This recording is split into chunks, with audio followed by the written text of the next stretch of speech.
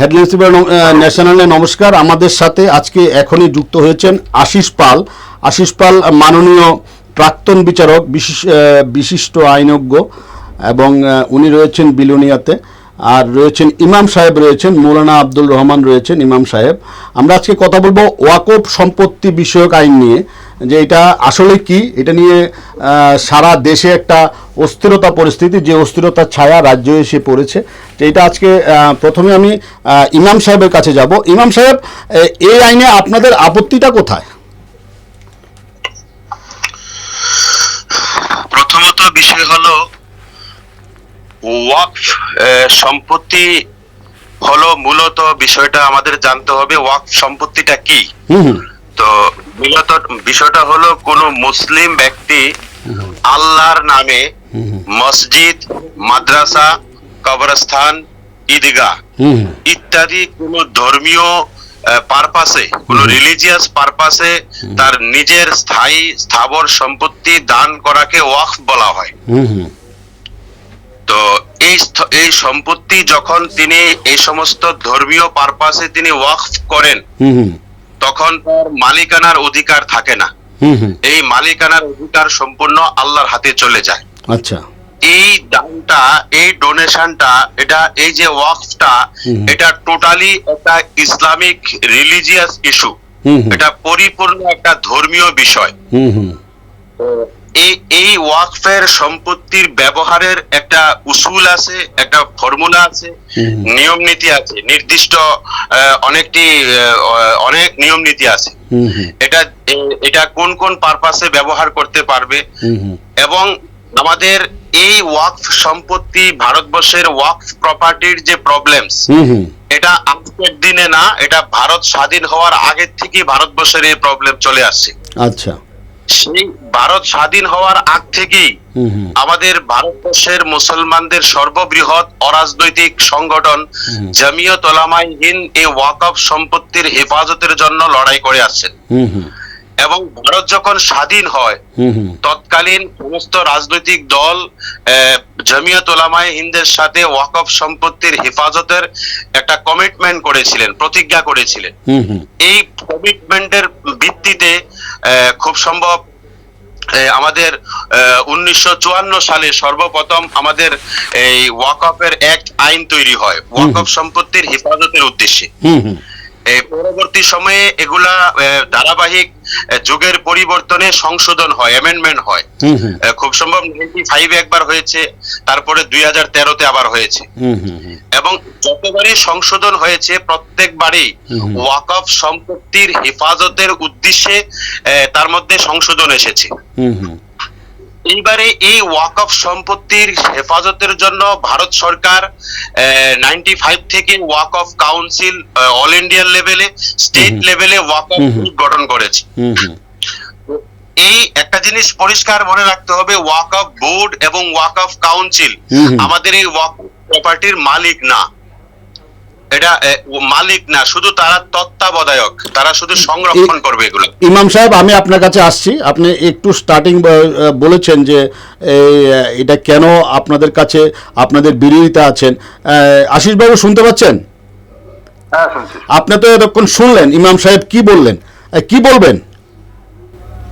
না, কথাগুলি উনি যা বলেছেন সেটা তো ঠিক আছে, কিন্তু আইনটা করা হয়েছে এই সম্পত্তিটা, এই যে বিপুল পরিমাণে সম্পত্তি, এটা মিসম্যানেজমেন্ট হচ্ছে। এটা ওয়াকফ বোর্ড ঠিক মতো কাজ করছে না, রাজনৈতিক ভাবে প্রভাবিত হয়ে এই সম্পত্তিটা কিছু লোক দখল করে রাখছে। সমস্ত প্রফিট মুসলমান ধর্মের জন্য ব্যয় না হয়ে এটা নিজেদের ব্যক্তিগত সম্পদ বাড়ানোর জন্য এরা করে নিচ্ছে। এখন এই যে লক্ষ, 10 লক্ষ, 15 লক্ষ একর এই যে জমি, সেই জমি অনেক সময় দেখা যাচ্ছে যে ওয়াকফ নয়, দান করা হয়নি, তবু এটা ওয়াকফ ডিক্লেয়ার করে, ওয়াকফ সম্পত্তি বলে ঘোষণা করে এটা ওয়াকফ সম্পত্তি বলে নিয়ে নিয়েছে, দখল নিয়ে নিয়েছে। এখন যে সমস্ত গরিব মুসলমান অথবা যে সমস্ত লোক হয়তো এই সম্পত্তিটা ফেলে বিদেশে গেছে, এবার ফিরে এসে দাবি করছে, তো এইগুলি সম্পত্তিগুলি ফেরত পাচ্ছে না। এখন এই নতুন যে আইনটা করেছে, যাতে এই মিসম্যানেজমেন্ট এবং লুট না হয়, যেমন যে সম্পত্তি সম্পত্তি আছে সেই সম্পত্তি রোজগার হতে পারে 12,000 কোটি টাকা বছরে। এই 12,000 কোটি টাকা মুসলমানদের হিতের জন্য, মুসলমানদের ভালোর জন্য, মঙ্গলের জন্য, তাদের ধর্মের বিকাশের জন্য এবং তাদের সামাজিক উন্নতির জন্য, গরিব মুসলমানদের জন্য যাতে দেওয়া যায় সেই জন্য এটা করা হয়েছে। এখন হলো দেখা গেল এই 12,000 কোটির মধ্যে অ্যাকচুয়ালি ওরা ওয়াকফ বোর্ড গুলি দেখায় 139 কোটি টাকা। বাকি টাকা এই রোজগারের এই বিপুল পরিমাণে অর্থ কিছু মানুষ, কিছু স্বার্থান্বেষী মানুষ ধর্মের নামে লুট করে নিয়ে যাচ্ছে। এখন এটা থেকে রক্ষা করার জন্য এই আইন মুসলমানদের বিরুদ্ধে নয়, সাধারণ মুসলমানদের বিরুদ্ধে নয়। এখন কেস কি করবে যে এটা কি ওয়াকফ সম্পত্তি নাকি ওয়াকফ সম্পত্তি নয়, সেটা বোর্ড তো ঠিক করতে গিয়ে দেখা গেছে যে এরকম ঠিক মতো রায় দিচ্ছে না, যার ফলে 20,000 মামলা আছে ওয়াকফ সম্পত্তি নিয়ে, 20,000 মামলা পেন্ডিং বিভিন্ন কোর্টে, হাইকোর্টে। তারা প্রকৃত মালিক, তারা তাদের সম্পত্তি বলছে আমরা দান করিনি, অথচ আমাদের সম্পত্তি নিয়ে নিয়েছে ওয়াকফ বোর্ড। এবং ওয়াকফ বোর্ড নিয়ে সেটা যদি রোজগারটা যদি ঠিক মতো ওদের জন্য, ওদের মঙ্গলের জন্য ব্যয় করতো, তার কাজ ছিল, ঠিক ছিল, মুসলমানদেরই তো উন্নতি হচ্ছে। এখন সুপ্রিম কোর্টে মামলা হয়েছে, এখন সুপ্রিম কোর্টে বলছে, সুপ্রিম কোর্টে যেটা কন্টেনশন সেটা হলো যে ডিএম কেন আসবে। আমাদের যেমন ত্রিপুরেশ্বরী মন্দিরেও তো ডিএম ট্রাস্টের প্রধান, এবং উনি স্থির করেন, ডেভেলপমেন্ট কমিটি থাকে, কিন্তু টাকা পয়সাটা যাতে মিসম্যানেজমেন্ট না হয়, টাকা পয়সাটা যাতে লুটপাট না হয়, সেই জন্য ডিএম কে রাখা হয়েছে ট্রাস্টের হেড করে। কিন্তু ডেভেলপমেন্ট কমিটি থাকে, ডেভেলপমেন্ট তারা দেখিয়ে দেয়, তারা এখানে সেরকমই ব্যবস্থা করা। আশিস বাবু আপনার কাছে আবার ফিরে আসছি। ইমাম সাহেব শুনেছেন? তাহলে যদি জজ সাহেব যেটা বলছেন, আমাদের বিচারক মহোদয় যেটা বলছেন যে আপনাদের কল্যাণিক তো আইনটা হয়েছে, আপনাদের সম্পত্তি যাতে আপনার হাতে থাকে, আপনাদের কল্যাণে যাতে 12,000 কোটি টাকা যাতে ব্যয় করতে পারে, তাহলে উনি তো ইম্পার্শিয়াল লোক, উনি তো নিরপেক্ষ লোক, উনি কোনো দলেরও লোক না, উনি নিরপেক্ষ লোক, বিচারক ছিলেন, দীর্ঘদিন বিশিষ্ট আইনজ্ঞ ছিলেন। তাহলে কেন আপনারা কন্ট্রাডিকশন করছেন আইনটা নিয়ে? এখানে বিষয়টা হয়েছে, এখানে আমাদের পরিষ্কারভাবে বুঝতে হবে, কোন আইন যদি কোন জাতিগোষ্ঠীর মঙ্গলজনক হয়, এই মঙ্গলজনক বিষয়টা যদি পরিষ্কারভাবে প্রমাণিত হয়, তাহলে ওই আইনের বিরুদ্ধে প্রতিবাদ করা বা তার বিরুদ্ধে কোনো অবস্থান গ্রহণ করা নিশ্চয়ই উচিত না। এখানে উনি আমাদের জজ সাহেব, মাননীয় বিচারপতি মহোদয় যে কিছু কথা বলেছেন, ওনার এই কথার প্রসঙ্গে আমি বলতে চাই, এই বিষয়টা শুধুমাত্র লেবেল লাগানো হচ্ছে যে মুসলিম জাতির কল্যাণের জন্য আইন করা হয়েছে। আজকের দিন পর্যন্ত, এখন পর্যন্ত প্রমাণ করতে ওনারা ব্যর্থ হয়েছেন, যিনারা আইনটা প্রণয়ন করেছেন, যে এই আইনটা মুসলমানদের কল্যাণে। এখানে গুরুত্বপূর্ণ বিষয় হলো ওয়াকফ বোর্ড যে তৈরি হয়, এটা কোনো ইসলামিক সংগঠনে ওয়াকফ বোর্ড তৈরি করে না, মুসলিম কোন জনগণে ওয়াকফ বোর্ড তৈরি করে না। ওয়াকফ বোর্ড তৈরি করে প্রত্যেকটা স্টেটের যে রাজ্য সরকার থাকে, ওই রাজ্য সরকার ওয়াকফ বোর্ডের চেয়ারম্যান এবং মেম্বারসদেরকে অ্যাপয়েন্ট করে। এই হিসেবে আমাদের এই ওয়াকফ প্রপার্টির মধ্যে যদি কোনো ধরনের লুট হয়, কোনো ধরনের দুর্নীতি হয়, তাহলে আগের আইনের ভিতরে এই দুর্নীতিকে দমন করার জন্য ব্যবস্থাপনা ছিল, প্রভিশন ছিল, এই দুর্নীতির বিরুদ্ধে কঠিন ব্যবস্থাপনা ছিল, কিন্তু এই ব্যবস্থাপনা 100% লাগু করা হয়নি। এটি বিভিন্ন ভাবে প্রত্যেকটা শাসক দলই মানে এখানে ছাড় দিয়েছে। কিন্তু দুঃখের বিষয় হলো বর্তমান আইনে এই কঠিন ব্যবস্থাপনাকে রিমুভ করে দুর্নীতির রাস্তা পরিষ্কার করে দিয়েছে। কেন জেলা শাসক তো থাকছেন, জেলা শাসক থাকবেন, দুর্নীতি কিভাবে হচ্ছে?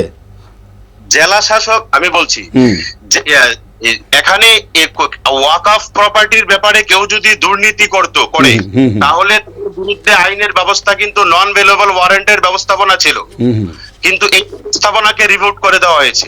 পাশাপাশি এখানে আরেকটা বিষয়কে এখানে উনি যে বলেছেন যে এখানে এই অনেক সম্পত্তি ওয়াকফ না, কিন্তু এগুলাকে ওয়াকফ বলে ঘোষণা করে দেওয়া হয়েছে। এখানে একটা গুরুত্বপূর্ণ বিষয় হলো, এই আগের আইনে একটা গুরুত্বপূর্ণ চ্যাপ্টার ক্লজ ছিল, সেটা হলো ওয়াকফ বাই ইউজার। অর্থাৎ দেখা যাচ্ছে 100 বছর, 200 বছর, 300 বছর যাবত কোন একটা মসজিদের বিল্ডিং, এটা মসজিদ হিসাবে ব্যবহার হচ্ছে, অথবা কবর হিসেবে ব্যবহার হচ্ছে। 500 বছরের মসজিদ বা কবরস্থান, ঈদগাহ, কিন্তু তাদের কাছে কোনো ডকুমেন্টস নাই। তো আগে এই প্রভিশন ছিল যে যেহেতু এটা ওয়াকফ হিসেবে ব্যবহার হয়ে আসছে, এই হিসাবে এটা ওয়াকফ প্রপার্টি হিসেবে ঘোষণা করা হয়েছিল, কিন্তু এখানে ডিলিট করা হয়েছে। আরেকটা আপত্তিজনক বিষয় হলো, ভারতবর্ষের যত প্রকার রিলিজিয়াস যত ট্রাস্ট আছে, যত বোর্ড আছে, বোর্ডের ভিতরে অন্য কোন কমিউনিটির লোকের মেম্বারস এর অংশগ্রহণের সুযোগ নাই। এবারে এই একমাত্র ওয়াকফ বোর্ডের ভিতরে 2 জন নন মুসলিম মেম্বার এখানে অংশগ্রহণ করার বা অ্যাড করার এখানে বাধ্যতামূলক করা হয়েছে, যেটা আমাদের গতকালকে এবং আজকের শুনানিতে আমাদের রাষ্ট্রের মাননীয় বিচারপতিও এই বিষয়ে দারুণভাবে চিন্তা ব্যক্ত করেছেন। এখানে জনগণের প্রশ্ন, যদি এই মুসলিম জনগণের কল্যাণার্থে এত গবেষণা করে প্রস্তুত করা হয়, তাহলে কালকে এবং আজকে আমাদের ভারতবর্ষের সলিসিটর জেনারেল তিনি কেন কাকুতি মিনতি করছে যে যাতে কোনো স্টে অর্ডার না দেওয়া হয়? ইমাম সাহেব একটা প্রশ্ন, জজ সাহেব শুনেছেন আপনার বক্তব্য। জজ সাহেব উনি একটা কথা বলেছেন যে গুরুত্বপূর্ণ, প্রণববাবু একটা গুরুত্বপূর্ণ আমি কথা বলছি। বলুন। আগের ছিল এই ওয়াকফ অ্যাক্টের মধ্যে কোনো লিমিটেশন অ্যাক্ট অ্যাপ্লাই হবে না। তার মানে কোনো ব্যক্তি যদি কোনো ওয়াকফ প্রপার্টি দখল করে থাকে, তাহলে একটা লিমিট 10 বছর 12 বছর লিমিটেশন অ্যাক্টে যা আছে, ওইটার পরেও ওয়াকফ বোর্ড তাকে দখল মুক্ত করতে পারবে, এই অধিকার ছিল। এখন এই লিমিটেশন অ্যাক্ট বর্তমান আইনে অ্যাপ্লাই করা হয়েছে। তার মানে আমাদের রাজ্যে অসংখ্য ওয়াকফ প্রপার্টি মুসলিম অমুসলিম সর্ব অংশের লোকে দখল করে বসে আছে, যেটা হয়তো ব্যবহার হয় না, দখল করে বসে আছে। এখন এই আইনের ভিত্তিতে তারা এখন পরিপূর্ণভাবে মালিকানার দাবি করতে পারবে। একটু আপনাকে থামাচ্ছি আশিস বাবু। হ্যাঁ বলুন। ইমাম সাহেব যে একটা কথা বলছেন যে লিমিটেশন অ্যাক্ট, এটা সম্পর্কে কি আপনার কিছু জানা আছে? লিমিটেশন অ্যাক্ট তো বর্তমানে যে আমি পড়লাম সেটার মতো তো লিমিটেশন অ্যাক্টের বিষয় জানা। এখানে পূর্বের যে আইনটা ছিল লেখা আছে লিমিটেশন অ্যাক্ট অ্যাপ্লাই হবে ওয়াকফ অ্যামেন্ডমেন্ট অ্যাক্টের মধ্যে।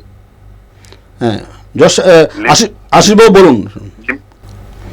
লিমিটেশন অ্যাক্ট যদি অ্যাপ্লাই হয় তাহলে সেটা একটা নির্দিষ্ট পিরিয়ডের মধ্যে জমিটা হয়তো দখল করে নিল, তারপরে একটা নির্দিষ্ট পিরিয়ডের মধ্যে সে যদি আপত্তি না করে বছরের পর বছর থাকে, তাহলে তো লিমিটেশন অ্যাক্ট, কিন্তু সে যদি এক্সপ্লেইন করতে পারে, আমাদের আইন যেটা বলে যে লিমিটেশন প্রযোজ্য হলো, সেটা ছাড়ের যথেষ্ট সুবিধা আছে, যে আমি এই কারণে আমি দরখাস্ত করতে আমার দেরি হয়েছে, আমার নিজস্ব সম্পত্তি আমি দান করিনি, অথচ নিয়ে গেছে আমি প্রপার্টিটার জন্য ফেরত পাওয়ার জন্য।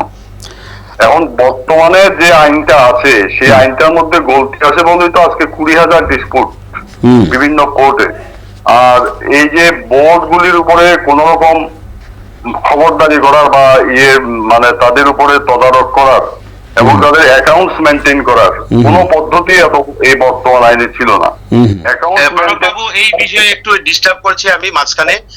আমি বিচারপতি মহোদয়ের এই বক্তব্যের সাথে একমত হতে পারছি না, কারণ এখানে সম্পূর্ণ ওয়াকফ বোর্ডের মেম্বারস চেয়ারম্যান গুলা আমি বলেছি রাজ্য সরকার অ্যাপয়েন্ট করে, পাশাপাশি প্রত্যেকটা ওয়াকফ বোর্ডের মধ্যে একজন সিইও থাকে, এটাও রাজ্য সরকারের থাকে। তো এই কারণে তাদের অ্যাকাউন্টস গুলা রাজ্য সরকার মেনটেন করতে পারে না বা হ্যান্ডেলিং করতে পারে না, এই কথাটা আমার কাছে একদম বুঝে আসছে না। একটা জিনিস তো ইমাম সাহেব স্বীকার করবেন যে জজ সাহেব যেটা বলেছেন যে দুটো প্রশ্ন, 20,000 20,000 ডিসপিউটেড মামলা চলছে ওয়াকফ সম্পত্তি নিয়ে, 139 কোটি টাকা ধর্মের নামে লুট করা হয়েছে। কি বলবেন? এখানে উনি স্পেসিফিক বলেছেন, উনি এটা লিখেওছেন, তাহলে আপনি কি বলবেন এইসব? উনি আবার বলেছেন যে বর্তমান আইনে ত্রুটি ছিল বলে এটা নতুন করা হয়েছে, এটা কারোর বিরুদ্ধে না, এই আইনটা কারোর বিরুদ্ধে না। নিশ্চয়ই ব্যাপারটা হয়েছে, এখন যদি 20,000 ল্যান্ড যদি ডিসপুট থাকে, এগুলা নিয়ে যদি কেউ যদি লুট করে থাকে, প্রশ্ন হলো কারা লুট করে, এবং এই আইনের এই ডিসপুট ল্যান্ড গুলাকে সলিউশন করার জন্য কি প্রভিশন রাখা হয়েছে আমি স্পষ্টভাবে জানতে। আশিস বাবু, উনি বলেছেন যে এইসব ডিসপুট গুলো সমাধানের জন্য বর্তমান আইনে কি আছে?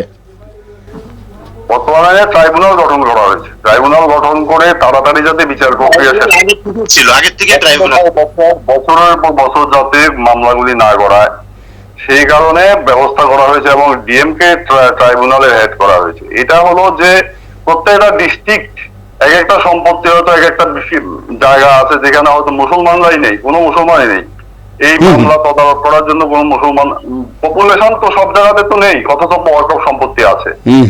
তো সেই জন্য এই প্রত্যেকটা ডিস্ট্রিক্টে করা হয়েছে, প্রত্যেকটা ডিস্ট্রিক্টে ডিএম যাতে এটা দেখতে পারে এই ডিসপিউট গুলি এবং সমাধান করতে পারে, সেজন্য এই ট্রাইব্যুনালের হেড করা হয়েছে। এটা আগে ছিল না, কারণ হলো এটা সেন্ট্রালি যদি একটা বড় স্টেট, সে যদি স্টেটের বোর্ড থাকে সেখানে হয়তো অনেক কিছু তারা যেতে পারে না, সেখানে গিয়ে তাদের ডিসপুটটা জানাতে পারে না, তাদের অ্যাকাউন্টস মেনটেনের ব্যাপারে যে এই সমস্ত যে দাবি দেওয়া থাকতে পারে বা মহিলাদের প্রতির উপরে যে অধিকার আছে, এগুলি আগের যে আইনটা ছিল তাদের আগের আইনেও মহিলারা মেম্বার হতে পারতো, এই প্রভিশন ছিল। এখন মহিলাদেরও এই অধিকার দেওয়া হয়েছে, মুসলমান মহিলাদের, অন্য ধর্মের নয়। মুসলমানদের মধ্যে মহিলা পিছিয়ে পড়া যারা মানুষ আছে তাদেরকেও যাতে এই ওয়াকফ প্রপার্টির মানে যে প্রফিট সে যাতে তারাও পায়, তাদের কাছে তাদেরও সামাজিক উন্নয়নে, ধর্মীয় উন্নয়নে যাতে ব্যবহৃত হয় সেই জন্য করা হয়েছে। এটা আমার মনে হয় যে এটা একেবারে ভুল বোঝানো হচ্ছে সাধারণ মানুষকে, যার ফলে সাধারণ মানুষের ধর্মের উপরে কোনো আঘাতও নয়। এটা মিসম্যানেজমেন্ট থেকে এই টাকাটা, এই বিশাল পরিমাণ অর্থকে রক্ষা করার জন্য এবং মুসলমান ধর্মের বিকাশের জন্য এবং তাদের শিক্ষা দীক্ষা সবকিছুতে।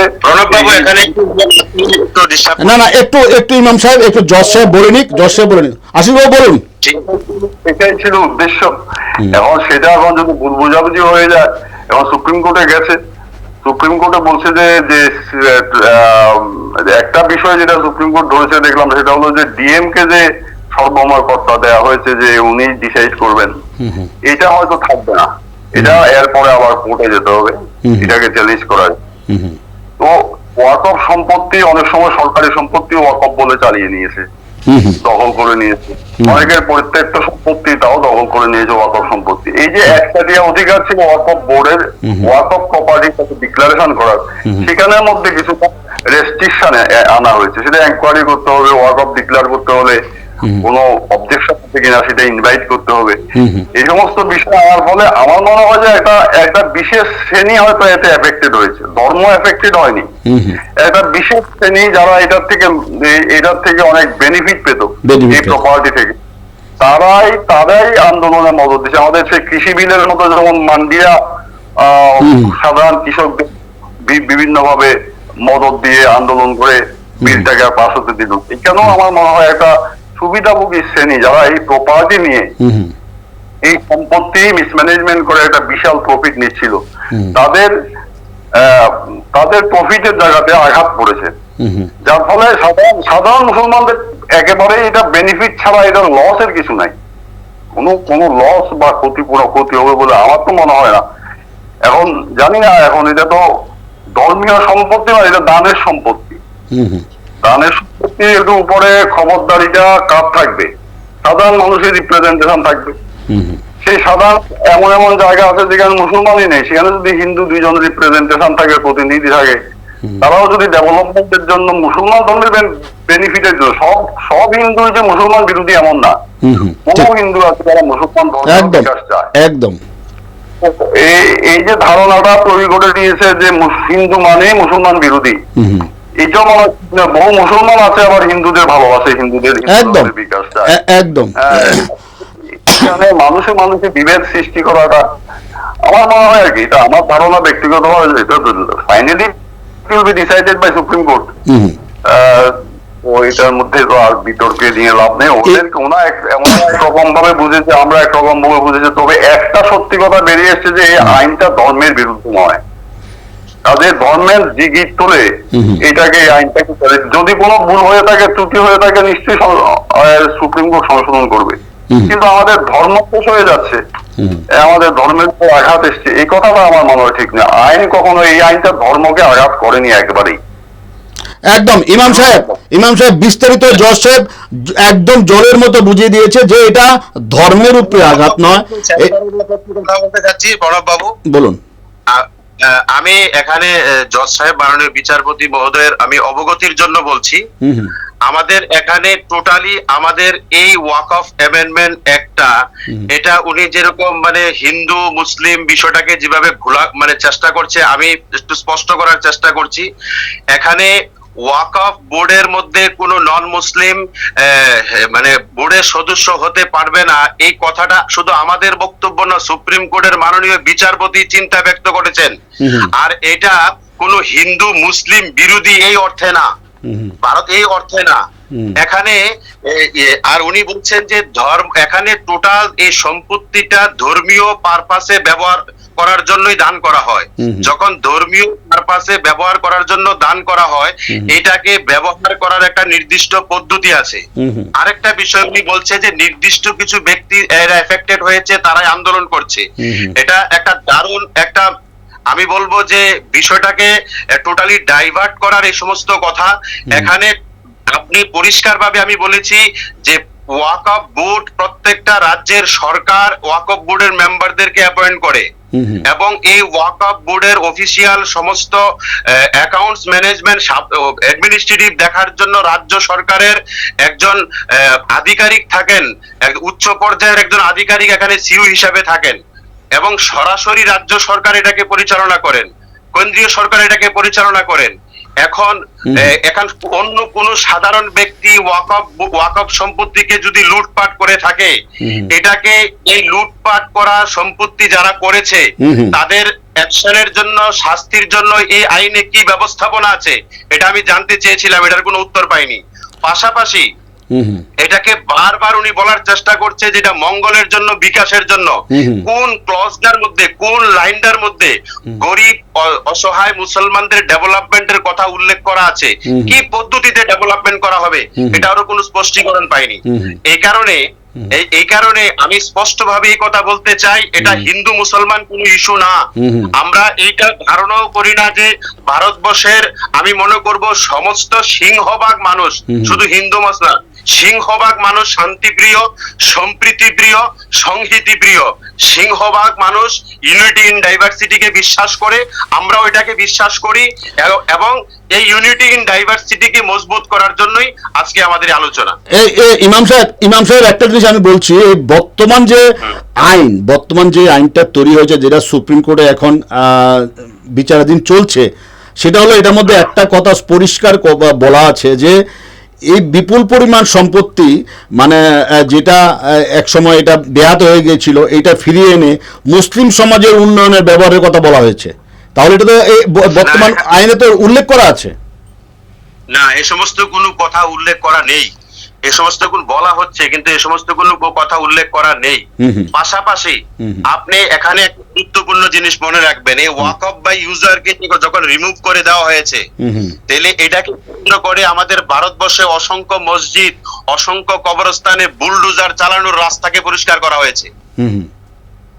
এটা অস্বীকার করতে পারবেন না যে আজকে অসংখ্য 200 বছর, 300 বছর, 400 বছর, 500 বছর মসজিদকে বিতর্কিত করে এখানে বুলডোজার করার রাস্তা পরিষ্কার করা হচ্ছে। এটা কি এই দেশের জন্য বেদনাদায়ক না? এই বিষয়টা কি সবার জন্য হতাশাজনক না?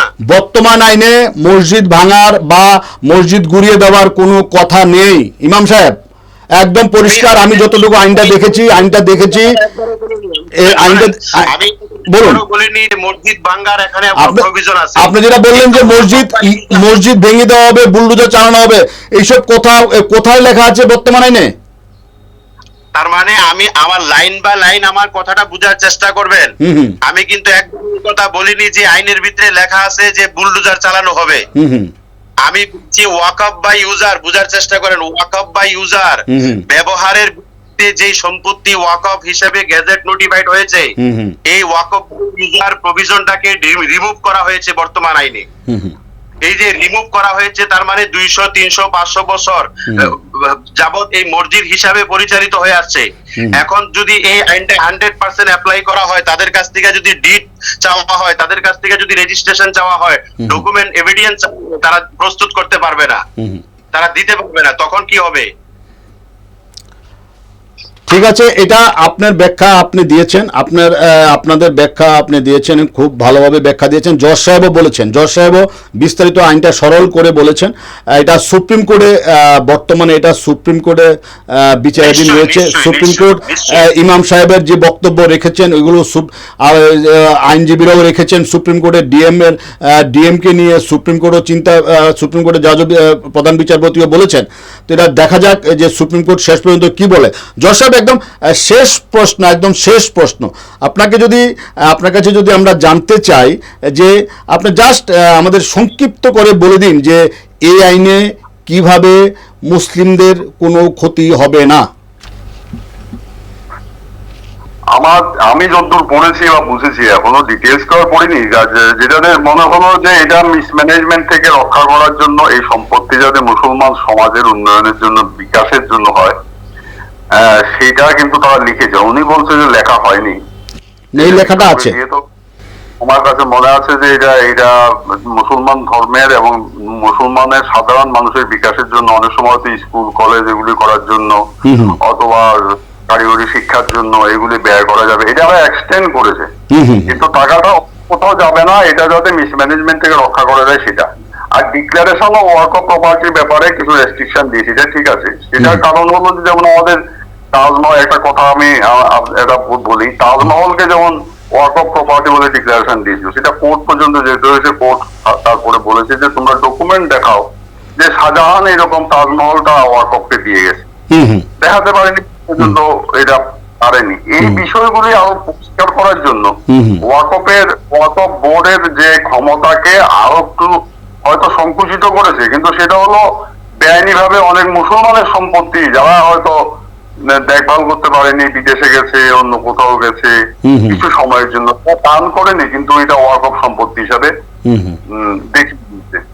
এগুলি রক্ষা করার জন্য কোনো সঠিক আইন ছিল না, যার ফলে নতুন আইনে এগুলির বিধান দিয়েছে। আমার মনে হয় কোনো ক্ষতি করার জন্য, মুসলমানদের ক্ষতি করার জন্য এই আইন হয়েছে। আইন তো মানুষের মঙ্গলের জন্যই হয়, এখন সেটা ইন্টারপ্রিটেশন, সেটা ব্যাখ্যা, সেটার অ্যাপ্লিকেশন, এগুলি দিয়ে হয়তো মানুষের ক্ষতি করতে পারে। উনি যেমন আশঙ্কা করছেন যে আইন দিয়ে ওনাদের মসজিদ পুড়িয়ে দেবে, ওনাদের ধর্মস্থান বুলডোজার চালানো হবে। এখন আশঙ্কাগুলি তো করছে, এবং রাজনৈতিক স্বার্থেও অনেক সময় আইনের ভুল ব্যাখ্যা করা হয়, রাজনীতি ঢুকে যায়, যেখানে সম্পদ আছে, যেখানে পয়সা আছে, সেখানে রাজনীতিও ঢুকে যায়। এই সমস্ত বিষয়গুলি আছে এর মধ্যে। প্রত্যেকটা রাজ্য সরকারও তো রাজনৈতিক লোকগুলিকেই তাদেরকে এই সমস্ত বোর্ডের মেম্বার করে, এবং বহু ওয়াকফ সম্পত্তি দেখা যাচ্ছে ব্যাহত হয়ে গেছে, এবং তারা সেই সম্পত্তির কোনো করতে পারে না, ব্যক্তিগত মালিকানা থেকে আর নিতে পারে না। তো এগুলি উদ্ধার করার জন্য ওয়াকফের কাছে যাতে সম্পত্তিটা আসে, যাতে ব্যক্তিগত মালিকানা থেকে উদ্ধার করা যায়, সেটাও প্রভিশন এখানের মধ্যে আছে। এখন উনি যেটা বুঝছেন না, সেটা তো যেটা হয়তো ওনার দৃষ্টিভঙ্গি এবং আমার দৃষ্টিভঙ্গি এক নয়। আমার মনে হয় যে এটা মঙ্গলের জন্যই করেছে। সাধারণ মুসলমানরা এতদিন ধরে ওয়াকফ সম্পত্তির কোন রকম বেনিফিট পায়নি। এখন যদি এই আইন যদি প্রকৃতভাবে সুপ্রিম কোর্টের নজরদারিতে এবং শেষ পর্যন্ত যদি পাস হয়, কিছু কিছু হয়তো অ্যামেন্ডমেন্ট হবে, সেটা সমাজের মঙ্গল হবে। আর ক্ষতি, আইন কোনো মানুষের ক্ষতি করার জন্য নয়, আইন মানুষের জন্য। ইমাম সাহেব, জজ সাহেব বলেছেন, আপনি যদি বলেন যে জজ সাহেব যেটা খুব ভালোভাবে বলেছেন, আপনার কথাও উনি, আশঙ্কার কথাও উনি বলেছেন যে এটাও উনি চিন্তা করছেন, আশঙ্কা ওনার হয়েছে, এটা সুপ্রিম কোর্ট দেখছে। আপনি কি বলবেন ইমাম সাহেব, কি বলবেন? প্রণবদা, আমি শেষবারের মতো আপনাকে বলছি যে এখানে বিষয়টা হয়েছে, উনি লাস্টে একটা কথা দারুণভাবে স্বীকার করেছে, আমি আন্তরিকভাবে ধন্যবাদ জানাই ওনাকে, যে হয়তো কিছু অ্যামেন্ডমেন্ট হতে পারে। হ্যাঁ, তো আমরা আইন নিশ্চয়ই জনগণের মঙ্গলের জন্যই হয়, কিন্তু আমি বারবার যেটা জানতে চেয়েছিলাম এই আইনের ভিতরে মঙ্গলটা কোন দিকে কিভাবে হবে। তো এখানে যদি অ্যামেন্ডমেন্ট করা হয়, যেই বিষয় বিন্দুগুলির উপরে আপত্তি আছে, ঠিক আছে, যে এই এগুলি কারেকশন করে যদি ওয়াকফ প্রপার্টিকে সংরক্ষণের মজবুত ব্যবস্থাপনা করা হয়, কারোর আপত্তি থাকার কথা না। আমাদের নিশ্চয়ই এই বিষয়টা কোনো রাজনৈতিক দলের বিরুদ্ধে না বা কোনো সরকারের বিরুদ্ধে না। এখানে পরিষ্কার ভাবে একটা জিনিস বুঝতে হবে যে ওয়াকফ প্রপার্টি এটা সম্পূর্ণ একটা ধর্মীয় ইস্যু।